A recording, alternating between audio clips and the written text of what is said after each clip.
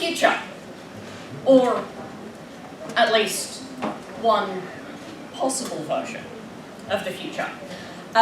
American Airlines did for once actually manage to get their time horizon warping working, so they did get me from future Los Angeles to present day Buffalo on time. They don't often manage that. I'm very pleased this time that they did. So I am here from the future to talk to you about the implications of wiring humans up to IoT networks. I come from a world where we've managed to do all sorts of things. We've explored beyond the moon to Mars and all over the solar system. We have vastly more information about the world around us than we do in the present day. And that is sometimes good, and that is sometimes bad. We've also pushed the frontiers of human exploration. And that's not just learning about what humans themselves can do. We've started augmenting ourselves. We've started modifying ourselves. We've started making changes to ourselves to be the best, I mean, again, for certain values, to be the best versions of ourselves that we can be. And that naturally involves computers. So if you want to learn about the risks and benefits of wiring yourself up to the IoT network, if you, like me, want to be a cyborg, and I have a great new device, they offered me the artificial eyes, but they were always on and connected to telemetry, so I just told them to go with the Coke bottle glasses instead. You've come to the right place. This is your briefing on cyborg security. And we start this story with the humble pacemaker. This was one of the very first inventions in the field of what I have come to call medico-cybernetics. Early pacemakers were really simple. The theory here is your heart doesn't beat properly. So what we can do, when we learn, back in history, we learned that the heart ran on electrical signals. Some bright spark basically came up with the idea that if we can modulate those electric signals using a device, you essentially create an artificial means for the heart to actually keep pace. And your very early pacemakers were purely mechanical. They were also occasionally faulty with some very interesting results. But the idea behind the device is really genius. It's basically just you set up a mechanical device, it fires off electric pulses on a particular cadence, and that will then substitute for the heart, the electrical pulses of the heart that are not firing properly. And that then evolves in your present sepia-tum intended to a device that looks something like this. This pacemaker here is not a purely mechanical device. Because there are a few problems with early pacemakers. One of them being, they've got to have batteries. And if you're constantly keeping an electrical signal going, those batteries are going to run out really fast. Which means that you're then basically doing open heart surgery on people on a regular basis. And so as modern pacemakers, or your modern pacemakers I should say, evolve, and they come to pick up a lot of these sort of smarter features, so they're only actually keeping time when it's absolutely necessary, you end up with lots of positives there, like battery conservation. You also end up with some interesting frontiers being pushed. If anyone is familiar with the Software Freedom Conservancy, their director, Karen Sandler, has a pacemaker and has given multiple talks about all of the fun that she had trying to get the source code for her pacemaker, the proprietary source code for the device that was implanted in her body. All that fun on pacemakers, because we're going to come back to that one. But essentially, as these devices evolve and they become more advanced, there's then the expectation that essentially the device is going to be always on. Rather than being a purely mechanical device, this becomes a software-based augment. And that goes really well, until it doesn't. Get this thing out of my chest. This is not really a headline that you want to be reading of a morning, particularly not if you're one of the people that had the exploding heart replacement devices implanted into your body. This was, shortly before your present, essentially this was an idea that came out of pacemakers, specifically designed to assist and augment people who have congestive heart failure. congestive heart failure in layman terms can basically be explained as, well, your heart sucks. The idea with these devices was where the common treatment for this was you have to get a heart transplant, which is major surgery, and there's also a long waiting list. What if we can basically hook you up to an artificial heart that will actually do the work for you until you hit the top of the transplant list, and we can actually get you a new heart? Or if we can even, if we can improve this beyond that, what happens then if we can actually hook you up to something that could replace your heart permanently? At that point, you remove the need for a lifetime of anti-rejection drugs, and some of the more serious side effects can come with transplanted hearts. Not to mention that the lifespan of a transplanted heart is generally shorter than the human lifespan anyway. So this is a great idea. They build a bunch of these devices, they start implanting them into people. You basically have, the vast majority of the devices implanted in you, and then you have a little battery pack outside.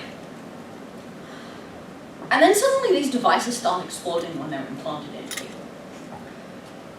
And this was a bit of a problem, because once the device is implanted in you're talking about then major surgery to actually get it out. And so you have the problem of the choice between getting a heart transplant or not getting a heart transplant, which were the original two options if you had congestive heart failure, is at least a well-enumerated choice. Your heart can continue to suck, and that has a number of consequences, or you can have a heart transplant and deal with a number of consequences along the lines of things like anti-rejection drugs. But suddenly what you have here is a choice that is a lot less well-enumerated, and it's not one that the medical profession in your present was or is well-equipped to actually talk people through. It's completely different risk calculation of your heart can continue to suck, or you can have this device which replaces your heart with a very small chance that it's just going to explode whilst it's in you. For another example, adaptive and augmentative communication, which is used by all sorts of people. People with cerebral palsy, it's used by autistic people, it's used sometimes by people with speech difficulties or other issues that basically relate to basically laryngeal issues. And these devices, in my future we can basically just wire them up to you. In your present it generally tends to look something like an iPad. But in the very early days of AAC devices, these devices were incredibly specialized. And that's for a number of reasons. One of which is that you have a vast majority of conditions which can cause people not to be able to speak, or not to be able to speak in a way that most other people around them can parse. The other one is that these devices, being very expensive, were generally paid for by governments or government programs or health insurance. They were not generally paid for by the individual. And so this means that when you have someone whose AAC device catches on fire, to actually get an equivalent replacement for that is a very difficult proposition indeed. And in this case, you can be waiting for a very, very long time if you happen to be dealing with the state of Arizona. Problem with this is essentially an augment that allows someone who might not function in a way that most people consider normal to communicate in a way that most people would consider normal. And once they're used to that, if you take away the AAC device, you take away their ability to actually communicate. And this is about the point where people start having some conversations about whether there might be interesting unintended consequences that come out of some of these medical devices.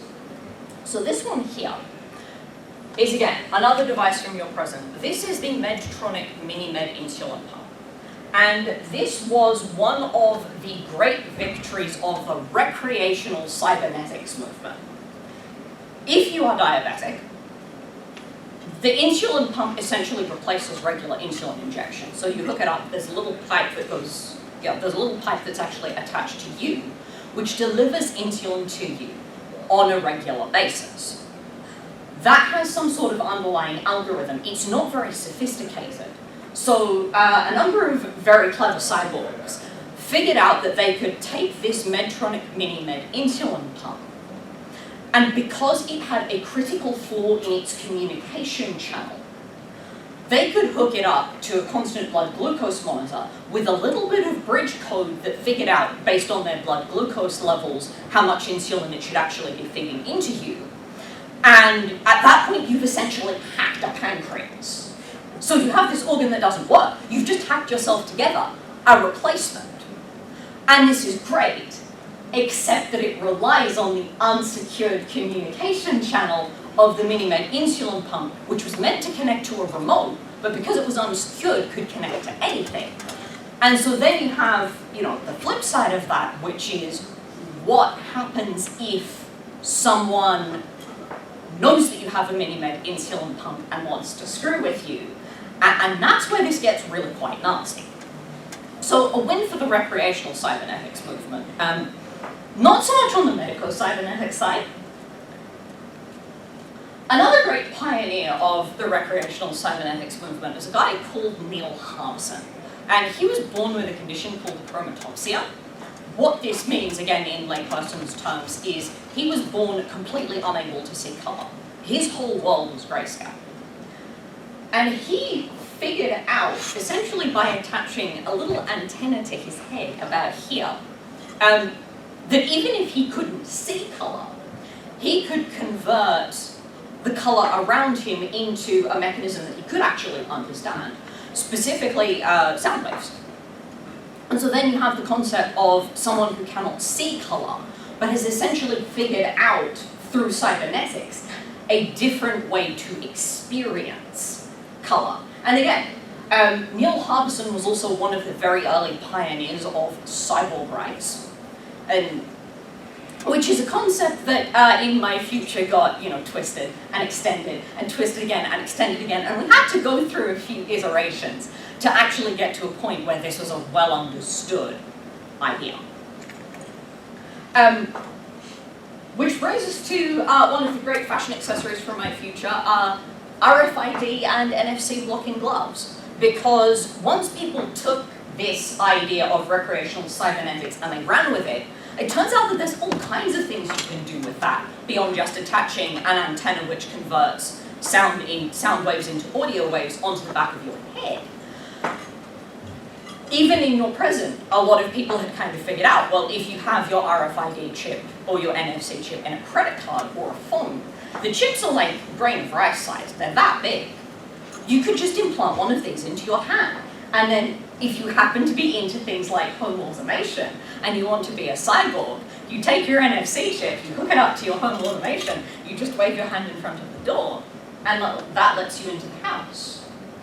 But what happens when someone tries to skim the information off the NFC chip that you got implanted in your hand? Or what happens if you get RFID chips implanted in your hand, and RFID is a very old technology? Once the hardware is actually in your body, pulling the hardware out and replacing it with something more modern, that becomes a very interesting proposition. And so this is how you get a great fashion accessory of RFID and NFC blocking gloves. If you don't want someone to scan the chip in your hand and keep both layers on, if you do, you just yank off the top layer, and then you wave your hand, and it works as intended. Same principle as like your RFID blocking or NFC blocking wallets. But this is something that as the cyborg movement becomes a thing, you have to consider, because the attack vector of, your hand just needs to be close enough to an NFC reader for a reasonable period of time. If that's tied to your entire home automation, or you have a bunch of PII on there, that is a very, very interesting conversation that you then have to have. And so coming from your present, as we go through time, a lot of this kind of evolves. And so you get the medical cybernetics movement and the recreational cybernetics movement basically evolving side by side. The medical cybernetics movement is very, very locked down. To be able to actually build medical devices even in your present, you have to have a lot of time, a lot of money, and a lot of regulatory approval. The Medtronic closed-loop insulin delivery system got around that because it was exploiting a flaw in existing hardware. To be able to actually take that, essentially you could exploit the existing Medtronic insulin pump, and all that you had to manage as the would-be recreational cyborg was the bridge code. To actually build the insulin pump itself in a way that is safe and legal and regulated is a much more difficult endeavor. Whereas if you're just, someone who wants to be a cyborg hacking away in a lab, that's a very different proposition because the barrier to entry is low, but you're one person, and therefore understanding the risk calculations there becomes a lot more difficult. Remember how I said, hold that thought about the pacemakers? Because this is where we're going to talk about some of how this goes wrong, some of the evolution around how this goes wrong, and telemetry. Because you start with devices that are purely mechanical. On top of that, you then build software-based devices. Naturally, the next idea is that you are going to have devices that are internet connected. And before I started getting into time warping, back in your present, I had a very interesting conversation at one point with a doctor. I sat down and this doctor said, we're going to hook you up to this great portable machine. It's all wires and leads. It's going to collect a bunch of telemetry on you, and then it will stream it all over the internet direct to our server. And I looked at the doctor and I went, no, you aren't. Because the trouble with this is, once you get to the point of having your devices communicate with central servers, or having your devices collect telemetry, you then have to worry about where that data is going, whether it is properly secured, and if someone gets hold of it, what they might actually be able to do with it. So, a journalist in your present who has a pacemaker did a deep dive on this. Like being grilled alive, the fear of living with a hackable heart.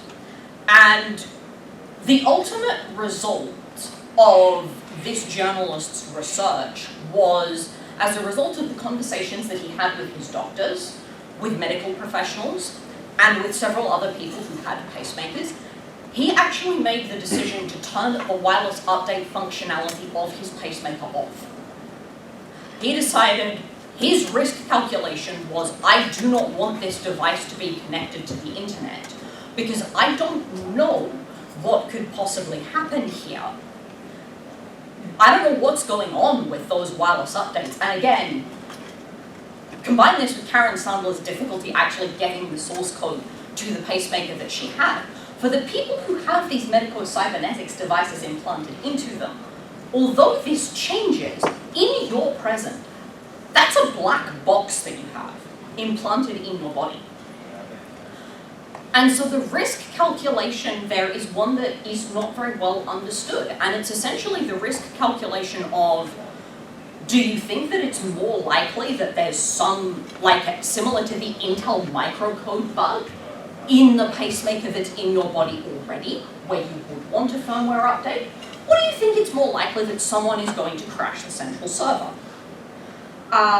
Speaking of crashing the central server, this one wasn't in my last talk because if you think the penalties for stock market manipulation are bad, you don't want to know what the penalties for time warping stock market manipulation are.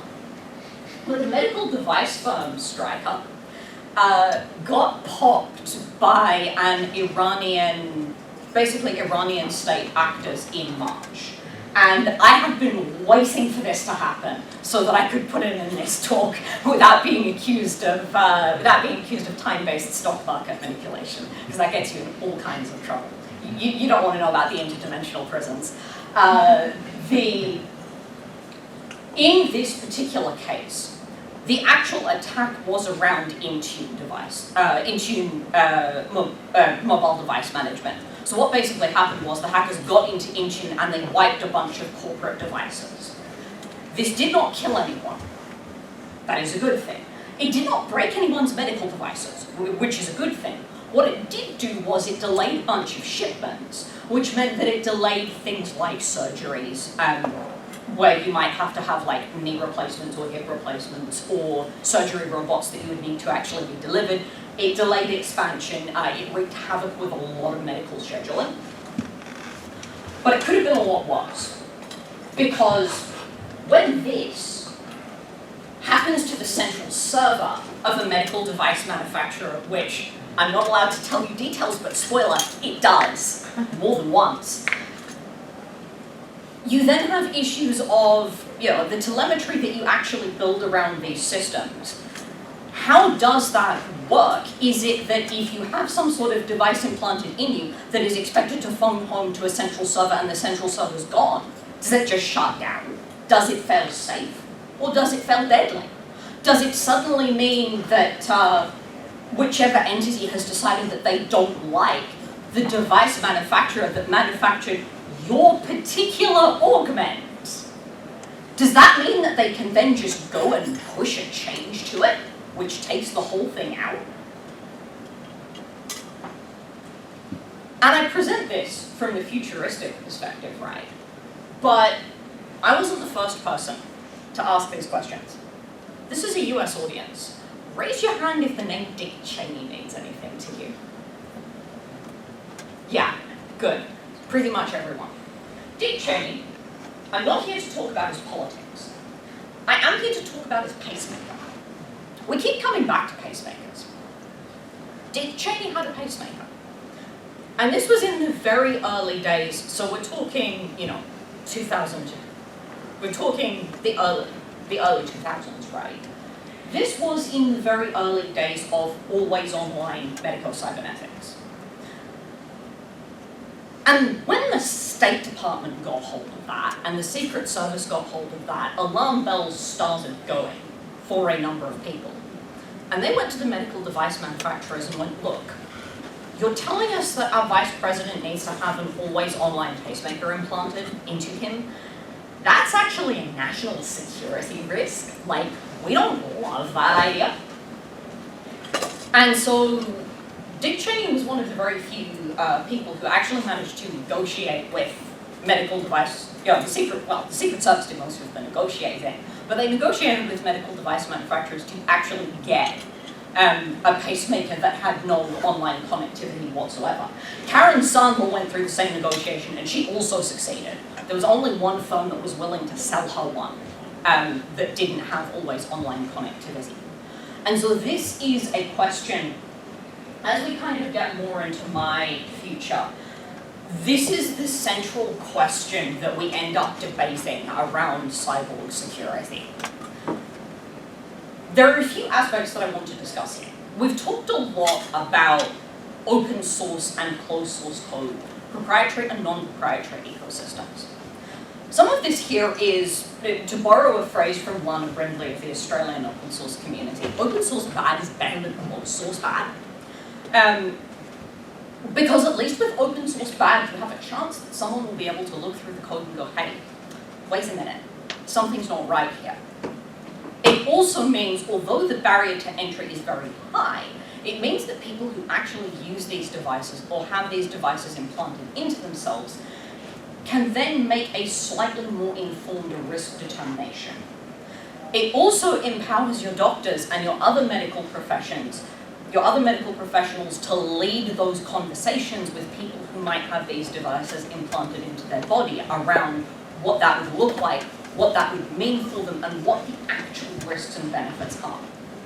It also benefits the recreational cybernetics community, because if there's code out there that you can start with, talking about the Minimed insulin pump, a bunch of more advanced solutions have been derived from that, and that is because the original OpenAPS code is open source. It is public. Anyone can go and take that and can do what they want with it. So you then have basically a bunch of people sitting around in home labs that are, a lot more advanced than this one, but again, I've signed interdimensional NDAs.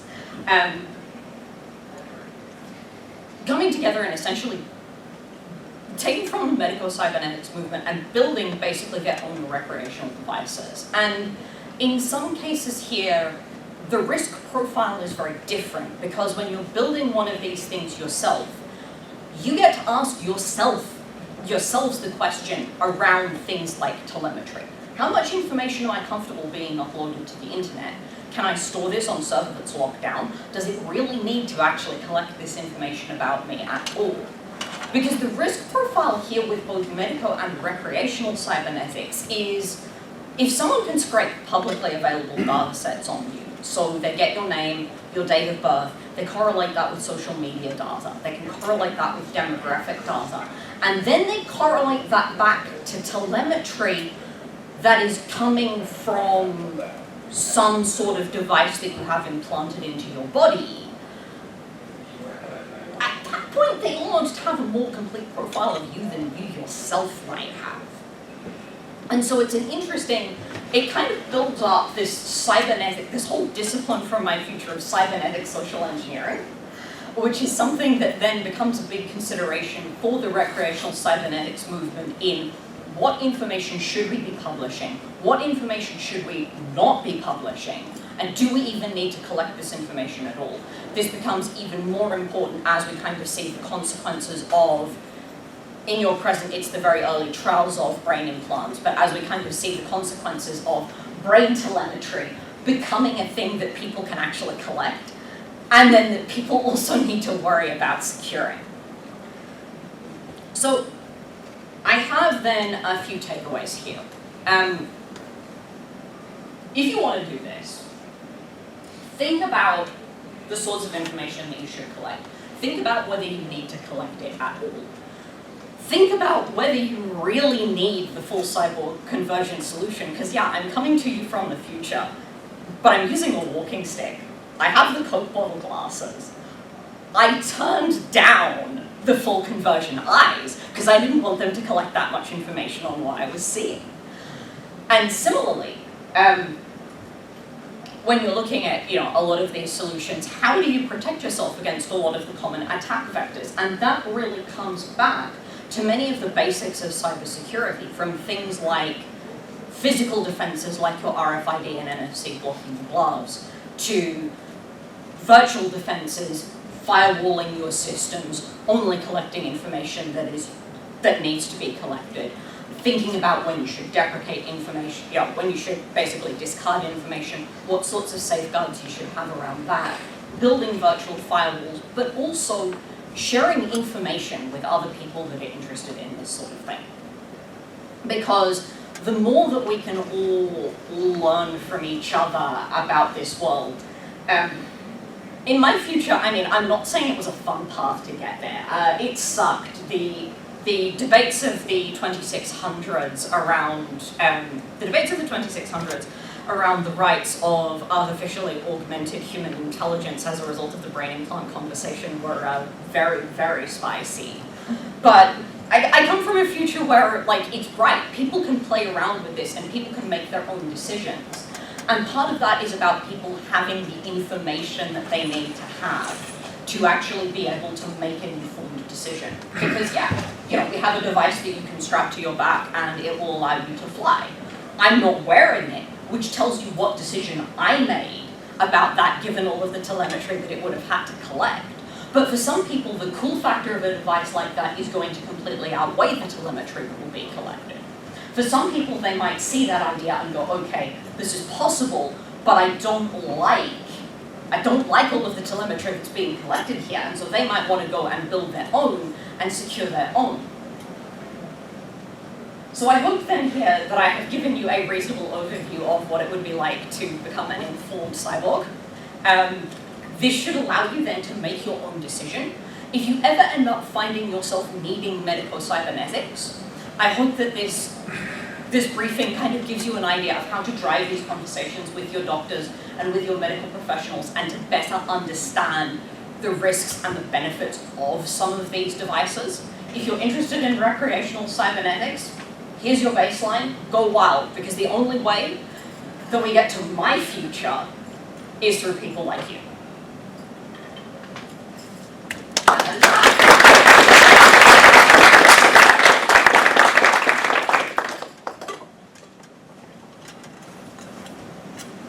And we have, I believe, then about 20 minutes of questions. Does anyone have any? Ah, yes, up the back there. Yeah, I'm a software engineer who's hoping to, eventually end up making medical devices. What do you think are the best things that I should kind of carry forward if I'm going to be moving into a medical field? How much medical training, I mean, you said software engineer, medical devices. Can I assume from that you have essentially zero medical training? I have, no medical training. Okay. If you get the chance, there are conferences for this. I have never been to them myself. The last couple of years have been an off year for some of them. I think some of them have died. But there are conferences which talk specifically about medical cybersecurity. Go to those. Being able to actually cultivate a relationship, because one of the issues particularly I can drop the sci-fi persona now. One of the issues that we're actually dealing with is there's not a lot of communication between the multiple parts of this equation. Doctors, patients, and the companies and hardware and software engineers actually building these devices are essentially all separate silos. So the hardware people don't always talk to the software people.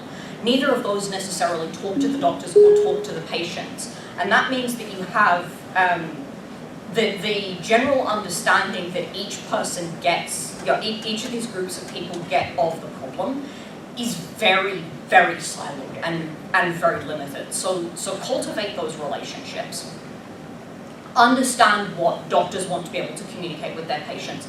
Understand what patients want in these sorts of devices. Because I can guarantee you in a lot of cases, Karen Sandler, Dick Cheney being the examples, but a lot of people, if they're presented with full information about something like a pacemaker, are not going to want it to connect to the internet.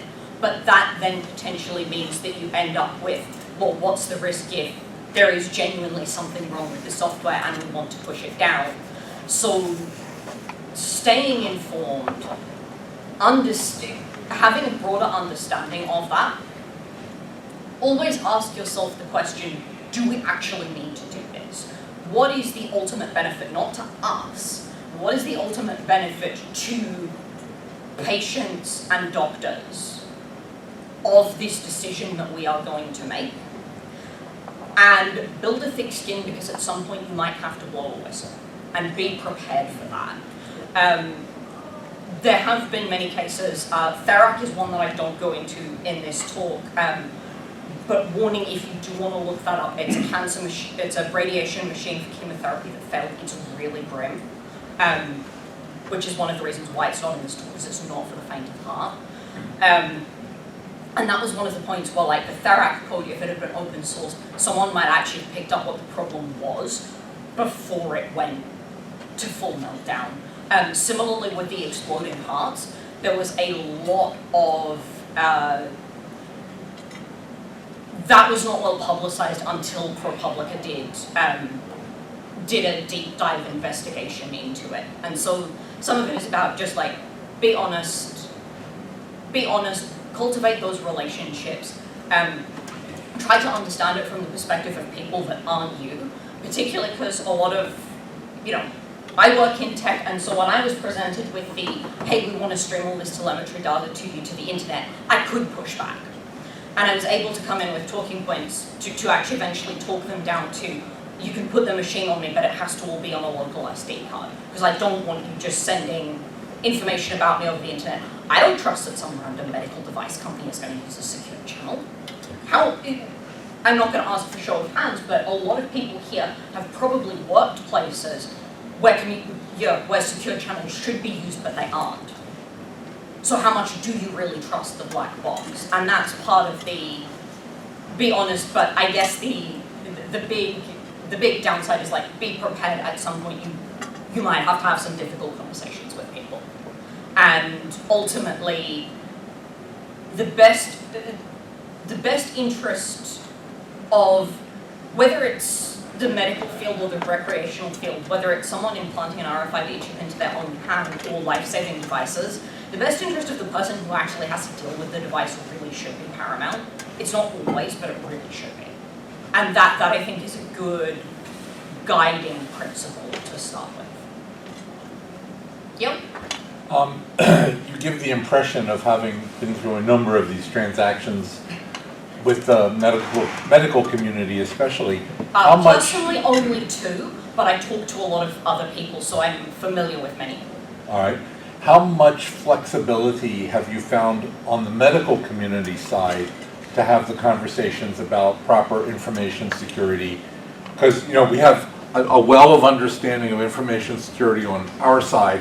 We have a well of understanding of medical necessity on their side, but there probably isn't a lot of interchange of those two things. There's a massive silo there. I actually gave this talk at Linux Fest Northwest last year, and I had a couple of MDs who were there who came to it, and basically said that they came out, and it was something that they'd never thought about before. And they'd never, and some of it is like, people who need these devices in times of great stress are not, a lot of them are not well equipped to be able to push back. And some of it is just even the doctors don't really understand what they're signing patients up for. If you were to tell the doctors that were implanting basically the artificial hearts, that they were implanting a device that could just explode on people's bodies, they would probably have had very, very different conversations with their patients. And so, in the 2 cases that I've dealt with, when I pushed back, I didn't get a lot of pushback back to that. Okay. But it was also because I came in and I just went, absolutely not, like fundamentally no. You're gonna have to find a different way to do this.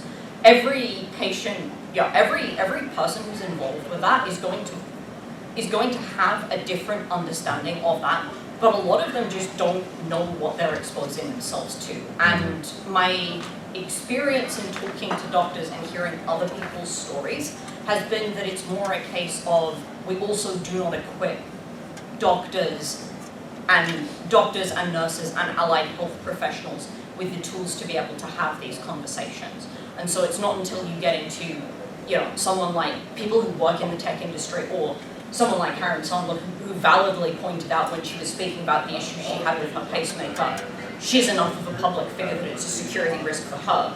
Or Dick Cheney, where it was a really massive security risk. That's the point at which you start to get into those conversations. There's also a side tangent here about the DMCA that I'm not going to go off on. If you want to hear that side tangent, async. Did I see a hand up? I was just going to add some more context. Basically, when you're talking about it from all these things kind of talk about the importance of having bioethicists kind of front end this whole thing, and talking about, when you're in a situation like we were talking about with an exploding heart, you're there with a vulnerable person who is just going through a life-changing and a life-limiting situation, and you're going to tell them, well, there are some theoretical risks, or you could die. Yes. So, but the point of that whole thing, and I don't mean to cut you off, but I was leading up to a point. The point is that it's on the onus of the medical device manufacturers to have the ethics in place to make sure that these things are taken care of ahead of time and not put that decision in front of these vulnerable people. Yeah, which is honestly part of the reason why I do this talk. And although I do not have any direct evidence to back this up, I suspect that there are cases where if you honestly told someone, we can implant this device in you, but there's a risk of it exploding, that would still be an acceptable risk to some of that population. But we don't, as I understand it from the doctors that I've talked to and the cases where I have pushed back and the cases where I know people who've pushed back, the doctors are just not equipped to have that conversation. Did I see a hand up? Yeah. Can you talk a little bit about device warranties and like hacking, your insulin machine and if it'll become invalid? Ooh, okay. I know like in the car hacking space, Okay. Right to repair, there's some concerns, there has been a lot of concerns. The right to repair movement, I mean, I used to have a part in the talk about this. It kind of disappeared in this version because the Stripe hack took it over. It took over basically the bit that's allotted to that. But yeah, the right to repair movement, I hope is going to result in some good changes in this area as well. The Minimed insulin pumps were an interesting case because by the time people figured out that they had an unsecured communication channel, they were actually not only out of warranty, but they they were either discontinued around the time that was discovered or very shortly after. So by that point, people were still using them. People were still stuck with these things. Often because insurance wouldn't pay for any more replacement. Eventually, Medtronic actually recalled them because someone sat down with them and went, maybe this is a risk you don't want to incur. And they produced a proof of concept that you could basically use to just wipe one of these devices out with catastrophic consequences. And that meant that then, for people who didn't want to go down the hacking path, insurance would then pay for a replacement. But yes, there are issues around warranties.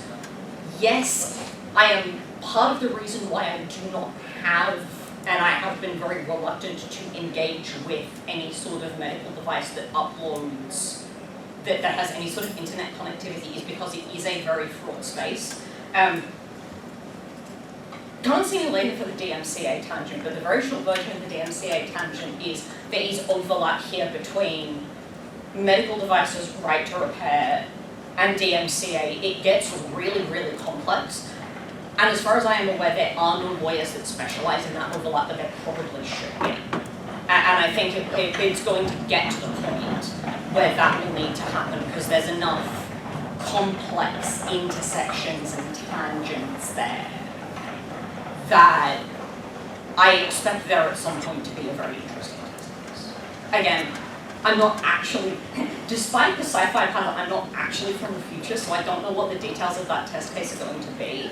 But my expectation is at some point it will happen, and I do think that overall, my personal calculation on this is the right to repair and the right to modify a device that is in your body should derive from the right to repair and the right to modify devices that you want. Who knows how that's going to shake out, but in terms of, kind of informing you on the legal side, I'm not a lawyer, so I'm not going to speculate on specifics, but it is definitely an issue. There is an intersection there. I have talked to lawyers and people associated with lawyers who are aware that there is an intersection there. And I do hope that the right to repair is going to result in some positive movement in that direction, because I think as well, for people who are technically informed, having those devices and not having any control over them is very, very scary. I'm pretty sure the slide's going to be published. The QR code on the first slide takes you to listed sources. I do recommend reading the article about the fear of living because it's a really, really good overview of the issues in that area and what actually caused Janice and Rich to eventually come to the decision of, I don't want this thing connected to the internet. Which article was that? It's called, hold on, let me actually bring, if people want to scan it, let me actually bring this back up. One second.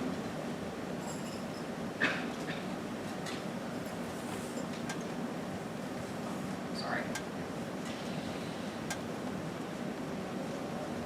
What is that?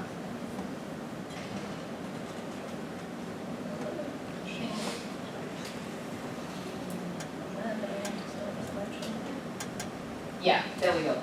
On that QR code, it's called the fear of being grilled alive. The fear of living with a hackable heart. It's a really, really good rundown of a lot of the issues involved with that. Any other questions? Isn't I am not actually from the future exactly what someone from the future would say? No comment.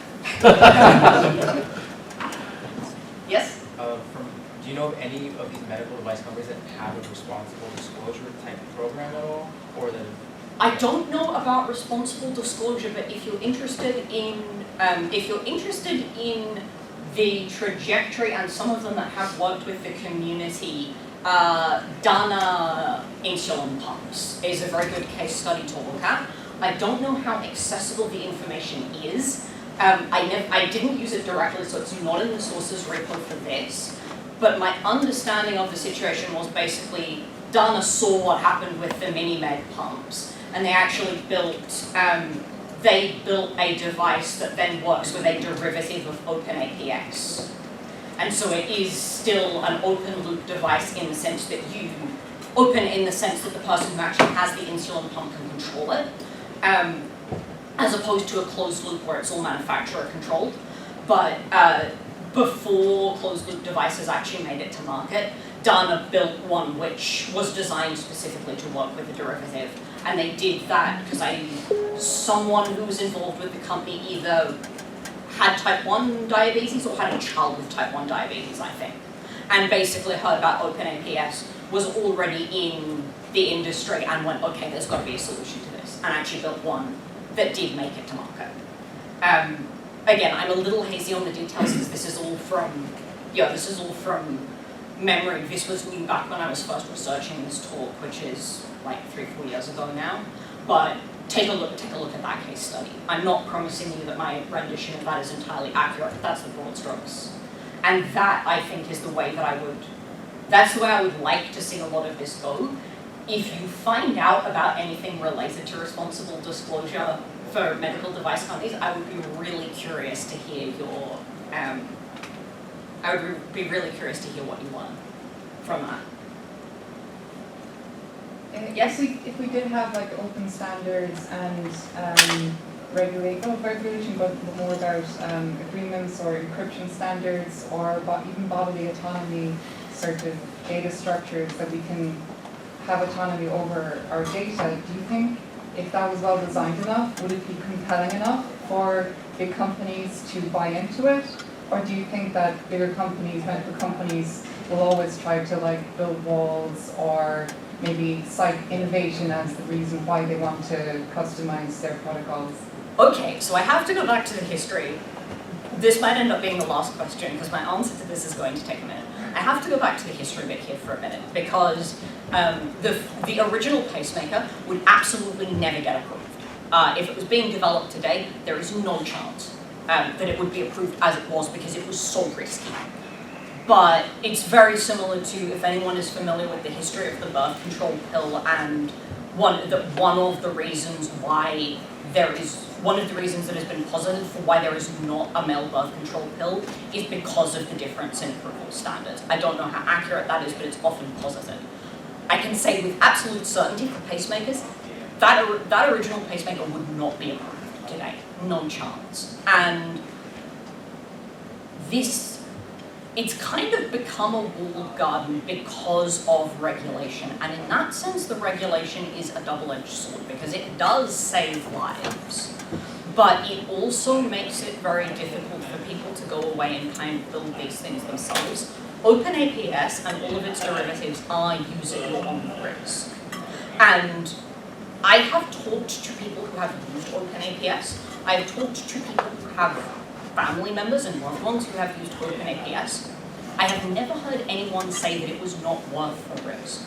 Everyone that I have ever talked to about OpenAPS who has either used it themselves or knows someone, is close to someone who has used it, has said it has been a massive benefit and they have never seen, like for them, even if there was a risk, it was worth the risk, and they have seen a massive benefit, and whatever issues they've had with it were completely outweighed by that. I think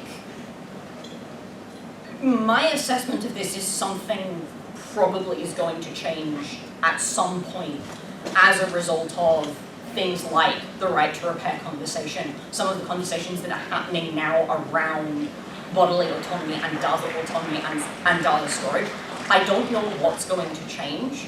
I do think the Dana case is a really interesting one there because I think that is actually a case of the system working well.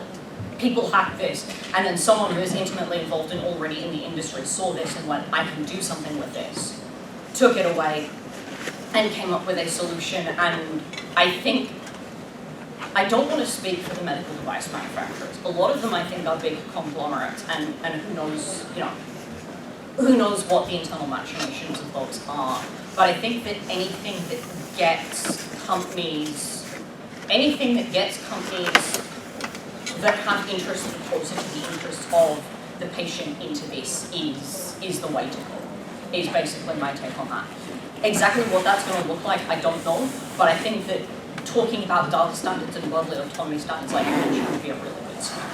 That it is something that I would like to see The other aspect which would not necessarily relate to the device manufacturers directly, but the other aspect that I would like to see is a, maybe not regulation, but a stronger framework which actually equips medical professionals to have the ethics conversations with their patients in a manner that is a bit more nuanced. Because from everything that I've seen, from my experiences, the ethics conversations don't happen. I just had to push back and go, I'm sorry, that's not acceptable to me. And so you then end up, and I'm not putting the fault on the doctors, they're just, the ethics conversations don't happen, so no one involved is equipped to actually have them. So yeah, the short answer is, it's complicated. But that is my take on that, I would love to see improvements there. I think some of what you're talking about is a good start, but my ideal world, the future that I kind of imagine when I imagine my sci-fi persona coming and giving this talk is one where the people who actually build the devices are a lot closer to the people that use the devices, and you have those communication channels and actually build some sort of shared understanding. I'm guessing, yeah, we are now at time. So, thank you all. Thank you.